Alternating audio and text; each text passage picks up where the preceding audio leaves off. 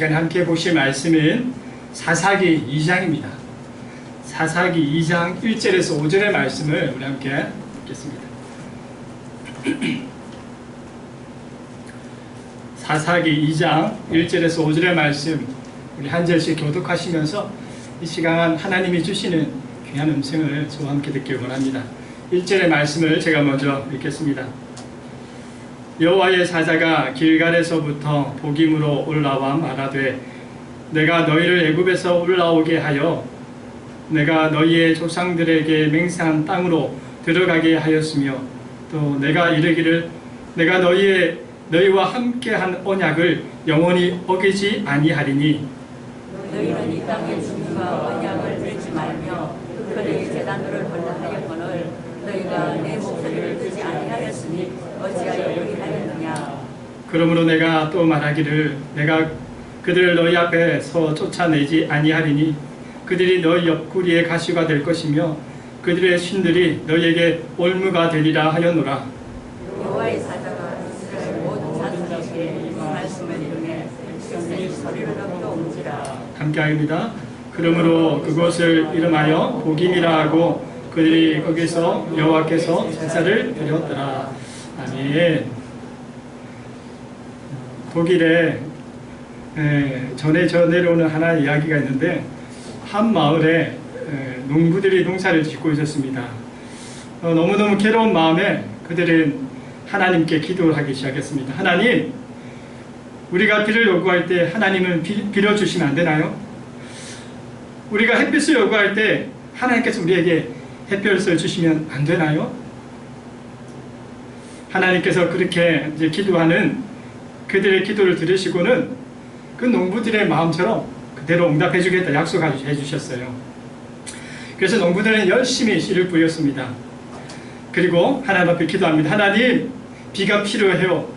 그렇게 하면 하나님께서 비를 싹 내려주시는 거예요. 그리고 또 열심히 농사를 짓다가 하나님, 이제는 햇빛이 필요해요. 하나님, 쨍쨍한 햇빛을 주세요. 그랬더니 하나님께서 또 햇빛을 다 내려주시는 거예요. 가을이 되었습니다. 들판에 나갔는데 근데 곡식 거두려고 나갔던 그 들판에 알곡이 있지 않는 거예요. 알곡이 있지 않고 쭉쭉이만 가득한 걸 보게 됩니다. 그래서 농부가 하나님 앞에 이렇게 이야기합니다. 하나님, 어찌된 일입니까? 하나님께서 때를 따라 비를 주시고 또 때를 따라 햇빛을 주셨는데 우리는 왜 알곡을 거둘 수가 없는 겁니까? 이때 하나님께서 대답하셨습니다. 사랑하는 나의 자녀들아, 꽃이 피었을 때는 수분 작용을 위해서 바람이 필요하단다. 때로는 그 바람 때문에, 그 폭풍 때문에 곡식들이 신음할 수도 있고 또 쓰러질 수도 있고 또 넘어질 수도 있고 고통당할 수 있지만 비바람을 통해서 곡식은 열매를, 알곡을 맺게 된단다. 여러분, 오늘 이 말씀, 이 이야기 속에서 우리에게 말씀하는 것은 바로 이 역경이 있을 때에 오늘 우리의 삶 가운데 그 역경은 힘들고 어렵지만 때로는 그 역경을 통해서 우리가 풍성한 열매의 인생이 될 수 있다는 거예요. 고난이 힘들죠? 어렵습니다. 그러나 고난이 주는 유익이 있다는 겁니다. 350년이라는 사사시대가 이제 시작되었습니다. 그 시작과 함께 이스라엘에게는 참 어려운, 힘든 그런 어려움에 직면하게 됩니다. 지난번에 한번 우리가 살펴보았죠? 어떤 어려움이 있었다고 그랬는가요? 여호수아가 죽어서 이제 그들을 구심점으로 이어줄 만한 그런 영적인 구심점을 잃어버렸다고 그랬어요. 그리고 또 물론 여호수아와 그 가나안 땅에서 중요한 이 땅은 정리하게 되었지만 그러나 지파별로 아직도 미완성된 여러 곳들이 정복해야 될 곳들이 남아 있었다고 그랬어요. 근데 그뿐입니까? 그 정복해야 될 그 땅들이 그냥 쉬운 곳은 아니라고 그랬어요. 철병거로 무장되어 있어가지고 만만치 않다고 그랬습니다. 그런데 그럼에도 불구하고 이 어려움 속에서 유다 지파는 지혜를 얻어 하나님의 도우심을 따라서 어떻게 했어요? 시몬 지파와 함께 연합하여서 이 어려움을 믿음 가운데 잘 이겨나갔어요. 그것을 우리가 지난번에 한번 살펴봤습니다. 그래요. 오늘도 우리가 그런 은혜가 있길 바랍니다. 그런데 그런데 이 시몬 지파처럼 믿음으로 좀 하나님의 은혜를 구하면서 이 어려움을 잘 극복해 나가야 되는데, 근데 대부분의 지파들은 그 어려운 이 정복 사업 앞에서 실패를 경험하고 또 그 실패 속에서 고통도 당하는 어려움에 직면하게 되어져요.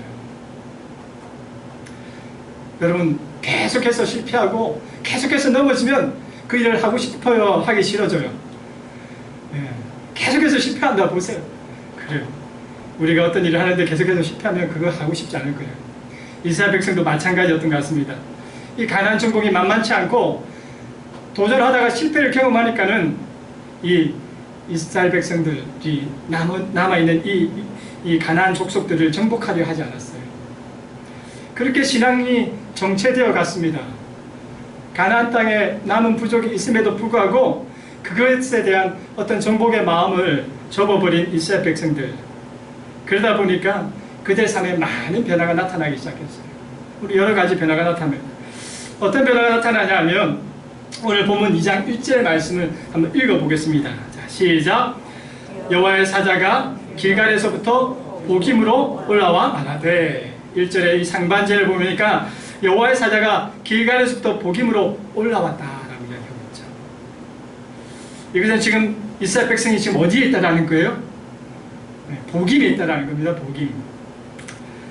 지금 이스라엘 백성들의 삶의 중심이 지금 어디로 와 있다라는 거예요? 지금 복임에 와 있다라는 것을 이 1절의 상반절에서 이야기하고 있는 거예요. 원래는 이스라엘 백성 삶의 터전이 어디예요? 가나안 요단강을 건너고 난 다음에 이스라엘 백성이 처음으로 틀을 잡았던 곳이 어딘지 아십니까? 선물이 없네. 맞추면 선물이 없습니다. 길갈이었어요. 길갈. 우리 여호수아 4장 18절과 19절 말씀 읽어보겠습니다. 자, 시작. 여호와 언약궤를 맨 제사장들이 요단 가운데서 나오며 그 발바닥으로 육지를 밟는 동시에 요단물이 본 곳으로 도로 흘러서 전과 같이 언덕에 넘쳤더라. 첫째 달 12일에 백성이 요단에서 올라와 여리고 동쪽 경계 길갈에 진치며. 그래, 요단강을 건너가지고 이스라엘 백성이 첫 번째로 터를 잡았던 곳이 어디냐? 길갈이었다라는 거예요. 이스라엘 백성은 이제 길갈에 정착하면서 그곳에 뭘 세웠죠? 기억납니까? 지난주의 시간에 12돌을 취해가지고 그게 하나님의 신앙의 간증, 이 지금 표징이 되는 12돌을 세워가지고 그 기념비를 세워놨다라는 거예요. 그리고 이후에 이제 이스라엘 백성들은 이 길갈을 중심으로 해가지고 삶을 살아갑니다. 신앙의 중심으로 살아가요. 그래서 항상 이 가나안 땅에 이제 정복 전쟁을 딱 벌이고 난 다음에 어디로 돌아왔을까요? 길갈로 돌아왔어요. 전쟁을 하러 나가요. 여리고를 점령했습니다. 이제 여리고를 점령하고 난 다음에 지치고 힘든 몸을 다시 어디로 돌아왔느냐? 길갈에서 돌아왔다라는 거예요. 여호수아 10장 41절과 43절의 말씀. 맞아요. 한번 읽어보겠습니다. 자, 시작. 여호수아가 또 가데스 바니아에서 가사까지와 온 고센 땅을 기본에 이르기까지 치매 이스라엘의 하나님 여호와께서 이스라엘을 위하여 싸우셨으므로 여호수아가 이 모든 왕들과 그의 땅을 단번에 빼앗으니라. 여호수아가 온 이스라엘과 더불어 길갈 진영으로 돌아왔더라. 그래요. 그러고 난 다음에 전쟁이 끝나고 난 다음에 어디로 돌아왔다고요? 길갈로 들어왔다는 거예요. 자, 길갈은요, 이스라엘 백성이 전쟁으로 지치고 힘들어하고 또 체력으로 몸이 많이 피곤할 때 항상 그 몸을 쉴 수 있는 곳이었고, 또 이 몸의 그 모든 연약함들을 재충전해가지고 또 다시금 전쟁에 나갈 수 있는 준비를 하던 곳, 바로 그곳이 이 모든 삶의 중심이었다라는 거예요, 길갈이. 그러니까 지금 뭘 이야기하냐면 그 지금 이스라엘 백성의 삶의 자리가 어디서 어디로 옮겨왔다라는 거예요. 길갈에서 복임으로 지금 왔다라는 거예요. 그리고 두 번째로 무엇이 또 바뀌었냐면, 근데 이 길갈에서 복임으로 왔다라는 사건은 또 무엇을 의미하냐면요, 이 이스라엘 백성의 삶이 좀 좋아졌다라는 걸 의미해요. 그러니까 외적으로 보면 더 풍성한 은혜를 이제 삶의 어떤 풍성함을 누리고 있다라는 거예요. 1절에 보면 이렇게 말하고 있죠. 우리 1절 한번 넘겨주세요. 한번 읽어보겠습니다. 상반절 아까 읽었던 거 1절. 자, 시작. 여호와의 사자가 길갈에서부터 복임으로 올라와 말하되. 오늘 본문에 보면 길갈에서부터 복임으로 어떻게 했다고요? 올라왔다, 올라왔다, 올라왔다. 이게 참 중요한 단어예요. 그냥 이 성경에 읽을 때도 이 한 단어 속에 그게 참 많은 의미가 부여되거든요. 1절에 여호와의 사자가 길갈부터 복임으로 올라왔다라는 말은 무엇을 의미하면 지금 길갈에가 복임보다 어떻다는 거예요? 높이 따라서 밑에 있다라는 거예요. 복임은 어디에 있다라는 거예요? 높이 있다라는 거예요. 이게 왜 중요한 거냐면 이 길갈은 평지였고 낮은 곳에 있어요. 그런데 이 낮은 곳에 지금 이 이스라엘 백성들이 이동해가지고 어디로 올라갔다는 거예요? 약간 위쪽으로 올라갔다라는 거예요. 그래서 이제 길갈에서 복임으로 올라와야 되는 상황이라는 거예요. 이게 왜 중요하냐면 여기에서 두 가지를 예측할 수가 있어요. 첫 번째로 예측할 수 있는 게 뭐냐면 바로 이스라엘 백성들이 이제 이 가나안 지형과 기후에 잘 적응하고 있다는 거예요. 그러니까 이제 처음 왔을 때는 뭐 못 모르고 지낸 거죠. 길갈에서. 그러다 보니까 살아다 보니까 어디가 더 좋아 보여요? 복임이 더 좋아 보여요. 왜? 여러분 이 지형은요 좀 이 가나안 땅을 살펴보면 이 당시에 강력한 부족들은 어디에 살았냐면 평지에 안 삽니다. 여러분 산지에 살았어요. 산지가 왜 중요하냐, 이 팔레스타인 기후와 어떤 상황을 보면 이 평지보다는 조금 고도가 높은 데가 사람들이 살기에 기후가 딱 좋아요. 서늘한 기후, 온도가 낮아져요. 낮에는 밑으로 내려올수록 뜨겁고 사막 기온인데 올라가서 기온이 사람이 살기 좋아요. 그게 다 뭐가 좋냐면 이 강수량이 그게 싹 비가 떨어가지고 사람이 살기에 풍부한 강수량이 얻어지는 곳이에요. 그래서 이 가나안 지역에 사는 부족들 중에 힘이 있는 사람들은 밑에 사는 게 아니라 요즘도 좀 그렇죠? 로얄층 있죠? 좀 그런 것들이 옛날에도 좀 있었어요. 그러다 보니까 이제 이스라엘 백성들은 어디를 바라봤어요? 지금 있는 것보다 저 위에 올라가니까 더 살만한 거예요. 더 좋은 거예요. 기온도 좋고 물도 많고. 그래서 그도 올라갔다는 거예요. 우리 이것을 예로 들어서 어디가 민수기 13장 19절 말씀 한번 읽어봅시다. 자, 시작. 아말렉인은 남방에 거주하고 헤딘과 여부스인과 아모르인은 산지에 거주하고. 이 여부스인과 아모리인들은 좀 강력했어요. 이 힘이 좋은 아이들이에요. 그리고 또 여호수아 11장 21절 한번 읽어보겠습니다. 시작. 그때에 여호수아가 가서 산지와 헤브론과 데빌과 안락과 유다 온 산지와 이스라엘의 온 산지에서 아낙 사람들을 멸절하고 그가 또 그들의 성읍을 진멸하여 바쳤으므로. 아낙 자손들이 어디 살았다고요? 산지에 살았다고요.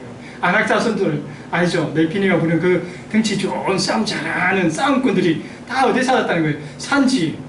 아주 좋은 장소마다 다 살았다는 거예요. 근데 지금 이스라엘 백성들이 지금 어디로 옮기겠다는 거예요? 평지에 살다가 이제 수준이 좀 삶의 수준이 좀 높아졌어요. 그래서 지금 복임이라는 그 좋은 환경 좋고 쾌적하고 물도 많고 이제 옮긴 거예요. 그래서 올라갔다라는 말은 그냥 단순히 올라갔다는 의미가 아니라 바로 그걸 통해서 그들의 삶의 그런 어떤 환경들이 좋아졌다라는 거예요. 외적인 상황들이. 이스라엘 백성들의 그 가나안 땅에 정착하면서 삶이 많이 바뀌게 되었어요. 그들의 삶은 이제 이전보다 더 넉넉한 삶을 살게 되었습니다. 그러다 보니까 문제가 생겼어요. 이 이스라엘 백성들이 이 가나안 땅에 도착할 때의 그 처음보다 그 삶의 형편이 더 풍성해지니까 이제 뭘 하기 싫어하냐면 더 이상 정복할 필요가 없는 거예요. 왜죠? 애써 싸워가지고 더 이상 지금 내가 누리는 것만도 풍성한데 힘들어가면서 목숨 걸면서까지 뭐가 더 얻으려고 하지 않는다라는 거예요. 지금으로도 충분했던 거예요.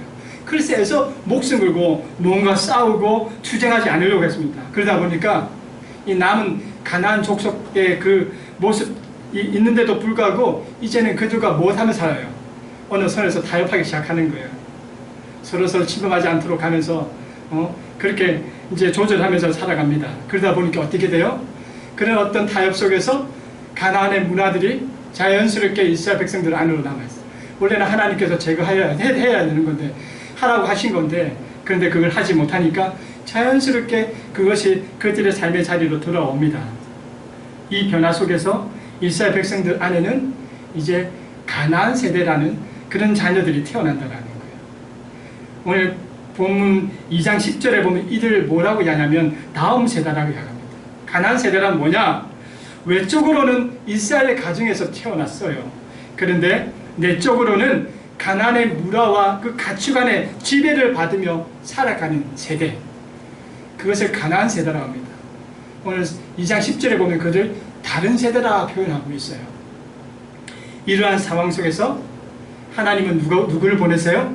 하나님의 사자를 보내고 있는 거예요. 삶의 어떤 형편이 풍성해지고, 그래서 더 이상 정복에 대한 의도가 정복할 필요 없는, 그렇게 안 해도 먹고 살 만큼 충분한 삶을 살아가고 있는 이스라엘 백성들. 그러다 보니까 이 가나안 땅의 어떤 문화들이 자연스럽게 들어오고, 그들의 삶은 외적으로는 풍성해지고 부족함 없는 삶을 살아가는데, 내적으로는 이 말씀 앞에서 타락해져 버리고 있는 이런 이 이중적인 이 모습 속에서 하나님이 사자를 보내서 이스라엘 백성을 향해 경고합니다. 무엇을 경고합니까? 2절의 말씀 한번 읽어보겠습니다. 2절 시작.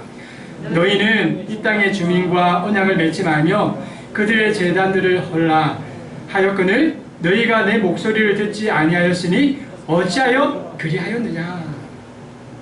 하나님의 경고는 크게 세 가지입니다. 첫째는 그 주민들, 이 가나안 족속과 언약을 맺지 말라는 거예요.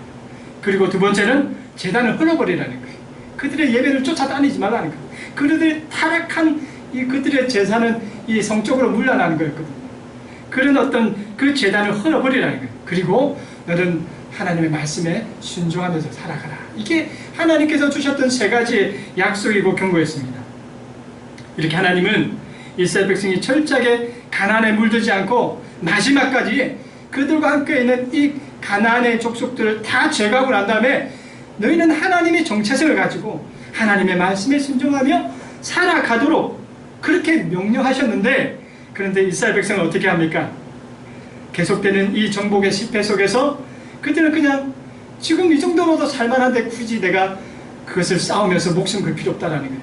그래서 더 이상 하나님의 그 정복 사업을 포기해버립니다. 그러면서 현실에 안주해버려요. 그러면서 시간이 흘러가니까는 하나님의 약속이 기억납니까? 이제 전혀 기억이 나지 않죠. 다 잊어버리죠. 그러다가 이스라엘 백성은 타락할 대로 타락해버립니다. 오늘 이런 모습이 오늘 우리 교회들과의 모습과 또 마찬가지인 것 같아요. 크게 차이가 안 나는 것 같아요. 오래전 한국 교회가 참 힘들고 어려웠습니다. 정말 가난하고 힘들었는데, 그런데 이 어려움 속에서 믿음의 선배들은 뭐 하셨어요? 여러분 기도하셨어요. 이 어려움에도 불구하고 믿음의 선배님들은 전도하셨어요. 열정적으로 전도하셨어요. 그랬더니 하나님께서 교회를 복되게 하셨습니다. 성도들을 채워주시고 물질로 부유하게 해주셔서 교회는 지금 엄청난 하나님의 그 성장의 은혜의 복을 누리고 있다는 거예요. 그런데 교회가 이러한 성장과 부흥을 통해서 주신 은혜의 복을 누림에도 불구하고 이제는 그 은혜를 가지고 뭐 해야 돼요? 더 열정적으로 살아가야 되는데, 근데 시간이 지면서 열정은 식어지고 사명은 잃어버리고 교회는 세속화되어 버리고 있다는 거죠. 그러다 보니 이제 교회가 뭐합니까? 세상과 영적으로 싸우려 합니까?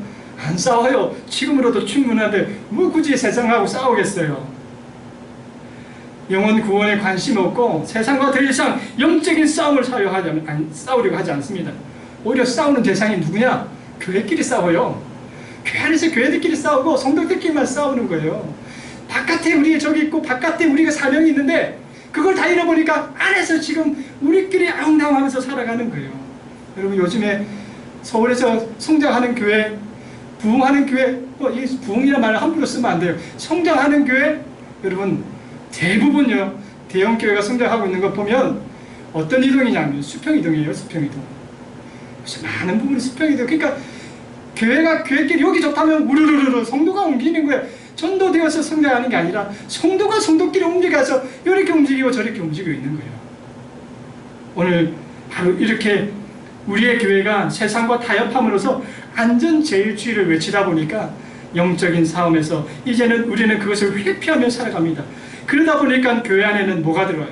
세상의 문화가 들어오고 세상의 가치가 들어와가지고 오늘 교회가 완전히 바벨탑사들이 교회만 지으려면 수십억 수백억을 들여가지고 높이 쌓고 화려하게 싸우려는 이 교회의 모습들, 이제는 교회가 그런 것에 목숨을 걸고 있는 거예요. 여기에 성도들은 또 어떻습니까? 하나님의 나라를 위해서 봉사하고 헌신하는 교회를 찾아다니는 게 아니라 뭘 찾아다녀요? 간섭받지 않을 수 있는 곳, 고생하지 않을 수 있는 곳, 그런 곳을 편안하게 신앙생활할 수 있는 그런 곳만 찾아다닌다는 거예요. 그러다 보니까 성도들의 눈에는 건물의 외적인 게 보일 수밖에 없죠.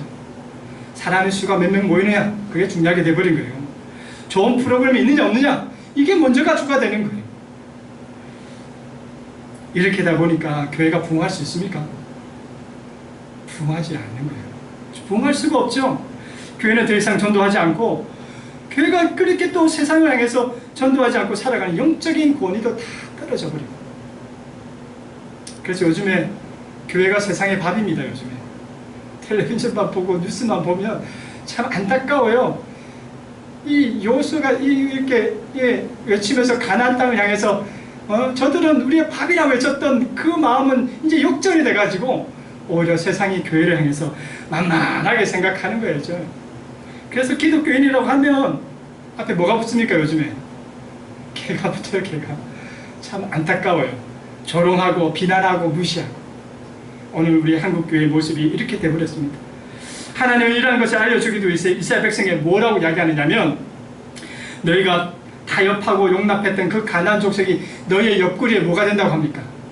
가시가 된다요. 오히려 타협했더니 그 타협으로 끝나는 게 아니라 그 타협한 바로 그 가나안 족속들이 너희의 옆구리에 가시가 되어서 너희를 공격할 거라니까. 그리고 그 너희들이 별것 아닌 것처럼 섬겼던 우상의 제물들이 너희의 올무가 되어버릴 거라고 이야기합니다. 우리 3절의 말씀 한번 읽어보겠습니다. 시작. 그러므로 내가 또 말하기를 내가 그들을 너희 앞에서 쫓아내지 아니하리니 그들이 너희 옆구리에 가시가 될 것이며 그들의 신들이 너희에게 올무가 되리라 하였노라. 여러분, 오늘 3절에서 하나님께서 이스라엘 백성에게 내가 이제 너희 가나안 족속을 쫓아내지 않겠다라고 말씀하시죠. 여러분, 여기에는 몇 가지 의미가 있어요. 여러분, 쉽게 말해서 하나님이 더 이상 너희와 함께하지 않겠다라는 거예요. 여러분, 이스라엘 백성이 여호수아와 함께 가나안 땅을 정복할 때에 이스라엘 백성과 이 여호수아가 물론 연합을 잘하긴 했죠.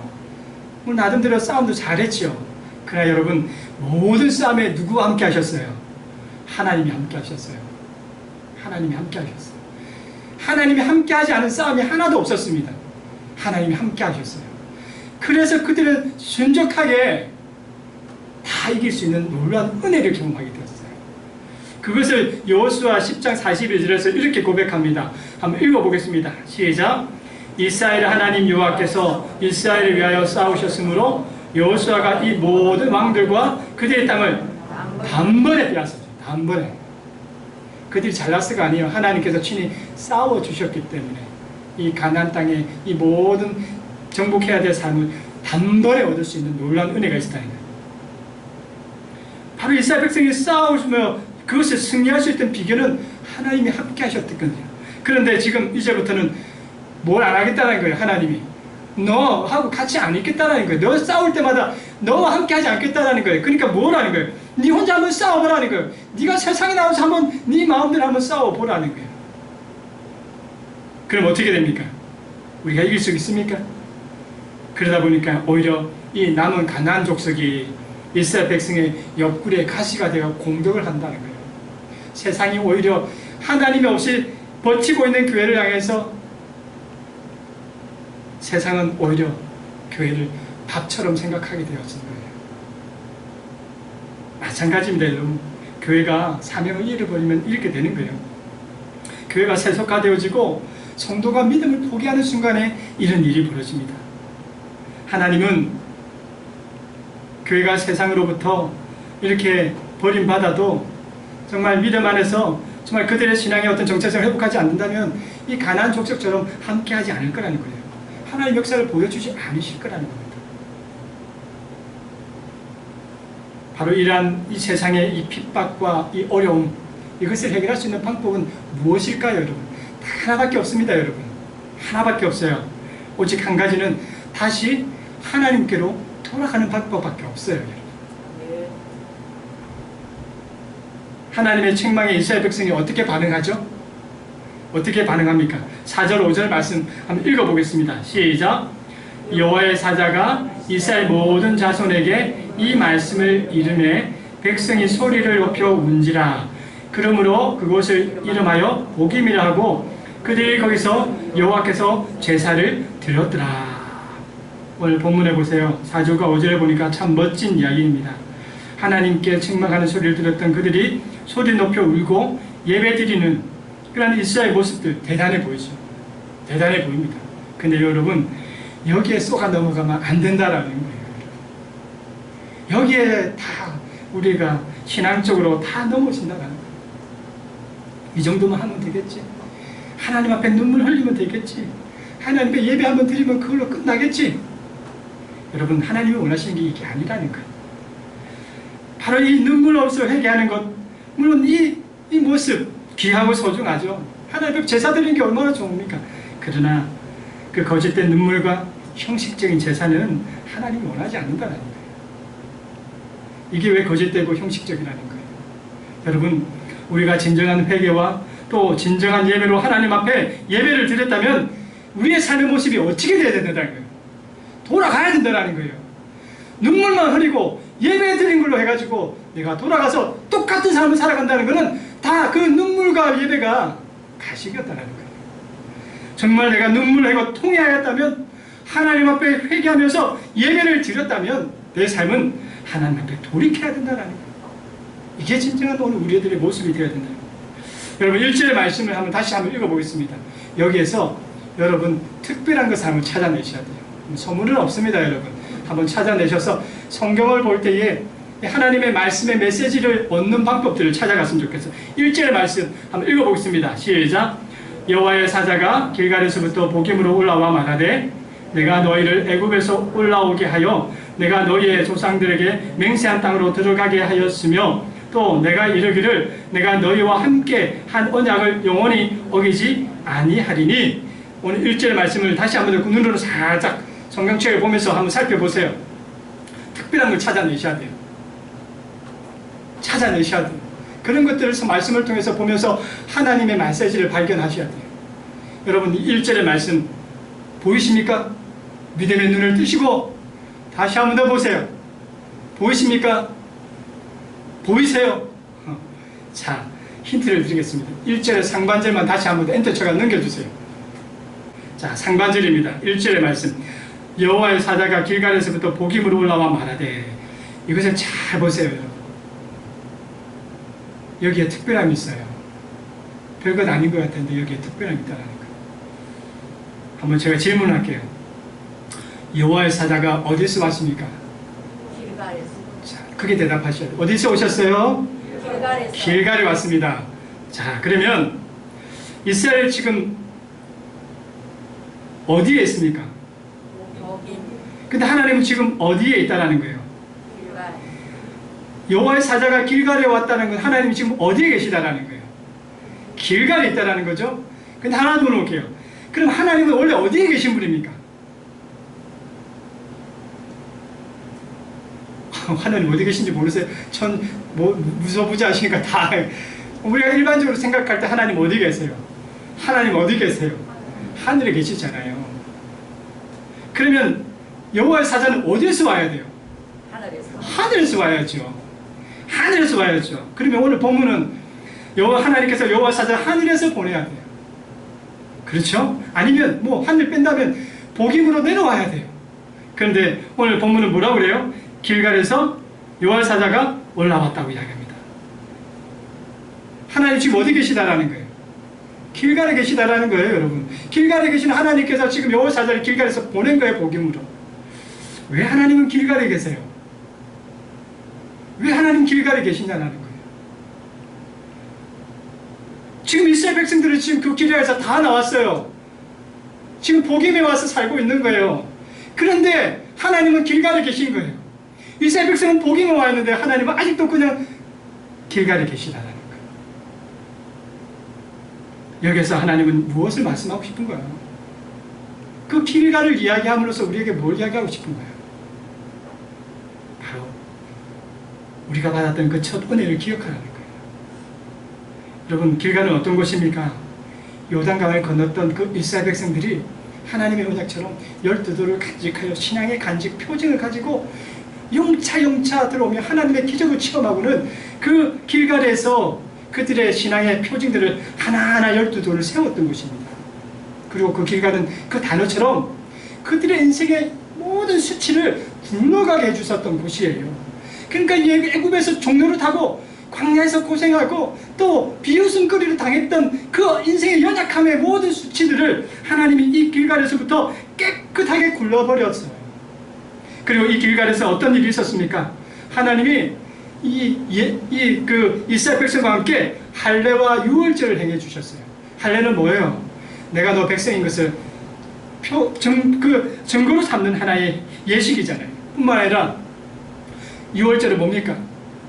이 400년 넘는 세월 동안 이 종으로 살았던 그들을 하나님의 능력의 손으로 그들이 이끌어줄 수 있는 구원의 감격, 바로 그것을 은혜 가운데 누리는 이 유월절의 절기, 바로 그것을 이 길갈에서 그들은 은혜로 체험하고 하나님의 백성됨의 기쁨을 누렸던 그곳입니다. 그리고 유월절이 끝난 이튿날 뭐가 일어났죠? 광야에서 떨어지던 이 만나, 그것이 그 다음날 이튿날 멈춰서요. 왜 그렇죠? 바로 그때부터 그들은 이 가나안에서 소산을 먹으면서 살아갈 수 있는 모든 제반을 하나님께서 다 만들어 주신 것이 길갈이라는 겁니다. 이 길갈은요, 바로 이스라엘 백성에게는 하나님이 만난 이 영적인 이 간증거리가 있는 곳이었어요. 여기에서 그들은 하나님의 은혜를 공급받았어요. 그래서 영적으로 힘들 때마다 여기에서 힘으로 무장되었습니다. 바로 하나님은 이 길갈에 머무르시면서 무엇 하시는 거예요? 너희들이 지금 그 좋다고 가버린 복임에서 길갈을 다시 돌아보라는 거예요. 여기에 둘째로 하나님께서 길갈에 머무르신 것은 뭘 의미합니까? 이스라엘 백성에게 뭘 요구하실까요? 너희는 다 가도 아니 여기 있다라는 건 뭐예요? 너희 뭐 하라는 거예요 지금? 다시 돌아오라는 거예요, 여러분. 하나님의 사자를 보낸 거예요, 여러분. 그에게 말씀의 어떤 경고에 대한 말씀을 주면서 내가 지금 길갈에 있으니까 너희의 이 경고와 이 어려움을 해결하려면 내가 길갈에 있을 거니까 내가 기다리고 있으니까 하나님은 사자를 보내 찾으시고 다시 그를 통해서 뭐 하시는 거예요? 기다리고 있으니 돌아오라는 거예요, 여러분.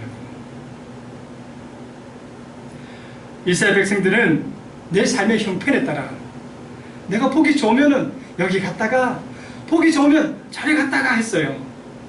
내 신앙이 어찌됐지 상관없어요.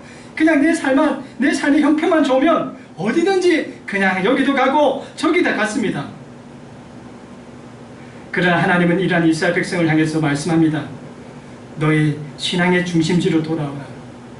너의 은혜의 자리로 다시 그 길갈로 다시 돌아오라 말씀하고 계신 거예요. 사사기는 여러분 참 행복하고 즐거운 책이 아닙니다. 이 사사기의 내용은 이 신앙에 실패한 사람들밖에 없는 내용이에요. 그런데 이 실패하는 신앙인들에게는 패턴이 있어요. 어떤 패턴이 있느냐? 한번 보세요. 범죄하고 그래가지고 하나님 앞에 두드려 맞아요. 하나님의 징계를 받아요. 그리고 맞으니까 아프니까 회개하고 돌아옵니다. 그러다가 시간이 지나면서 그 하나님께서 구원해 준 걸 또 망각해버려요. 그리고는 다시 범죄해버립니다. 이게 사사기의 패턴이에요.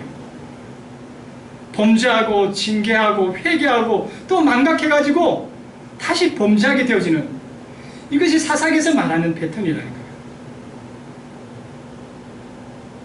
여러분, 오늘 우리의 삶 가운데 여러분 이 눈물에 하나님 앞에 통회하는 마음, 회개하는 마음, 또 하나님 앞에 간절히 찾는 이 예배의 마음 중요합니다. 그러나 여기에서 또한 우리가 해야 될 마지막은 뭐냐? 그 눈물의 그 회개와 또 간절함의 예배 속에서 우리의 삶을 돌이키셔야 된다는 거예요. 우리의 영적인 문제는 눈물 정도로, 형식적인 예배 정도로 해결되지 않습니다. 우리의 삶을 통째로 하나님 앞에 돌이킬 때에 문제가 해결된다라는 거예요. 말씀을 정리하겠습니다. 하나님이 우리에게 물질적인 부유함을 주시고 건강도 주시고 평안도 주시고 우리가 이 땅에 살아가도록 하나님은 많은 것을 채워주셨습니다. 그런데 그것은요, 우리가 이 땅에 안주하면서 잘 먹고 잘 살기 위해서 주신 게 아니라는 사실을 여러분 기억하셔야 됩니다. 하나님이 주시는 복은 오직 하나님이 주신 그 사명을 위해서 주신 도구에 불과하다는 거예요. 그래서 성도는 나에게 주신 물질과 나에게 주신 건강과 또 내 삶의 평안을 바로 하나님의 사명을 위해서 사용하는 사람이 되어야 합니다. 이것이 성경에서 말하는 복이에요. 복. 그런데 우리는 지금 어떻게 살아가고 있습니까? 이 놀라운 은혜의 복을 현실 안주하는 데 사용하고 있어요. 계속해서 현실에 이것을 안주하면서 평안하게 지내려고 한다는 거예요.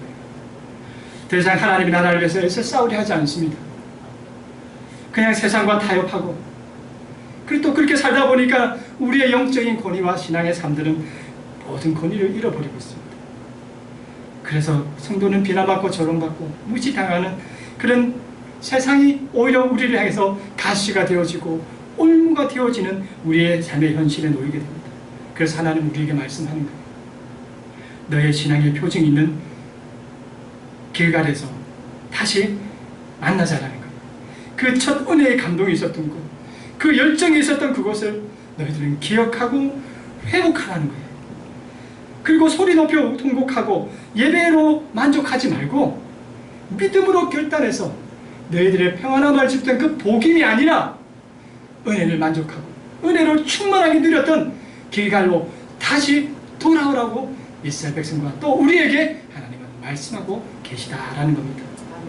오늘 우리 모두가 이 길갈의 영성을 회복하길 소망합니다.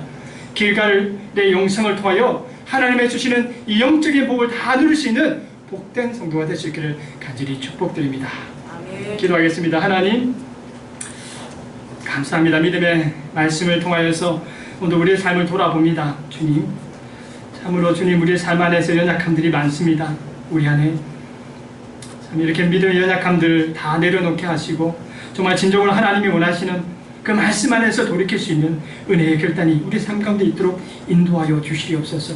오직 그라여 하나님께서 찾으시고 땅 기다려주시는 놀라운 은혜들을 맛보며 살아갈 수 있는 오늘 우리의 삶 거룩한 성도가 되도록 은혜 내려 주시옵소서. 이제는 우리 주 예수 그리스도의 은혜와 하나님의 지극하신 사랑과 성령님의 교통하심이